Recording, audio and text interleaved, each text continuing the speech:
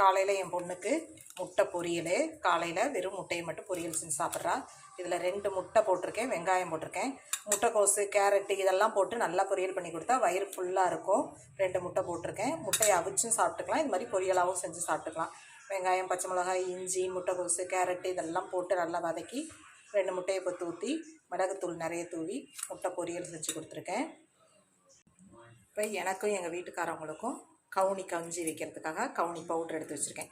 கவுனி அன்னன்னைக்கு ஊற போட்டு அரைக்க வேண்டியதில்லை, இது மாதிரி பவுடர் பண்ணி வச்சுக்கலாம். நல்லா வறுத்துட்டு மிளகு, ஜீரகம், வேணுன்னா கொள்ளு, பார்லி, பாசிப்பருப்பு எல்லாமே போட்டு பவுடர் பண்ணி வச்சுருக்கேன். அது மாதிரி தான் எப்பயும் பண்ணுவேன். இந்த வாட்டி வெறும் கவுனி மட்டும் போட்டு பவுடர் பண்ணி வச்சுருக்கேன். வேணுங்கிறப்ப மிளகு, ஜீரகம் தட்டி போட்டு 2 பூண்டை தட்டி போட்டுக்கலான்ட்டு இதை போட்டு தான் இன்றைக்கி எங்கள் 2 பேருக்கும் காலையில் கஞ்சி. என் பொண்ணுக்கு லஞ்ச் பாக்ஸுக்கு தயிர் சாதம் கிளறி எடுத்து வச்சுட்டு அதோட மிச்சம். அதுக்கு உருளைக்கிழங்கு வறுவல் அதில் மிச்சமாக இருக்குது. இதெல்லாம் டிஃபன் பாக்ஸில் எடுத்து வச்சாச்சு, டைம் ஆகிட்டுன்ட்டு. தயிர் சாதமும் உருளைக்கிழங்கும் தான் இன்றைக்கி.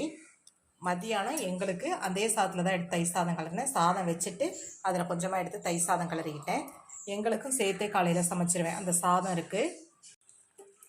கூட்டு வச்சுருக்கேன், பாசிப்பருப்பு போட்டு வாழைத்தண்டு, சுண்டைக்காய், கத்திரிக்காய் எல்லாம் போட்டு கூட்டு வச்சுருக்கேன். இது மாதிரி கலந்து வச்சோம்னா ரொம்ப நல்லாயிருக்கும். என்கிட்ட இன்றைக்கி சுண்டைக்காய், கத்திரிக்காய், வாழைத்தண்டு தான் இருந்துச்சு. இதோட வாழைக்காய், முருங்கைக்காய் இதெல்லாம் போட்டு வச்சோம்னா ரொம்ப டேஸ்ட்டாக இருக்கும். போட்டு வச்சு வடவம் போட்டு தாளிச்சிருக்கேன்.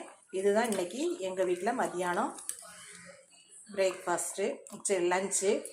காலையில் பிரேக்ஃபாஸ்ட்டுக்கு கஞ்சியும் முட்டை பொரியலும். இந்த கஞ்சி இந்த கூட்டு வந்து குக்கர்லேயே ஒன்றா விட்டுட்டேன். பாசிப்பருப்பு போட்டு எல்லா காயும் போட்டுட்டு லாஸ்ட்டாக கொஞ்சமாக தேங்காய் ஜீரகம் அரைச்சி போட்டு கொஞ்சோண்டு மிளகாத்தூள் போட்டு கொதிக்க வச்சு இது போட்டு தாளிச்சாச்சு. வெங்காய வடகம் போட்டு தாளிச்சாச்சு. இல்லைன்னா ஜீரகம் போட்டு கூட தாளிச்சிக்கலாம்.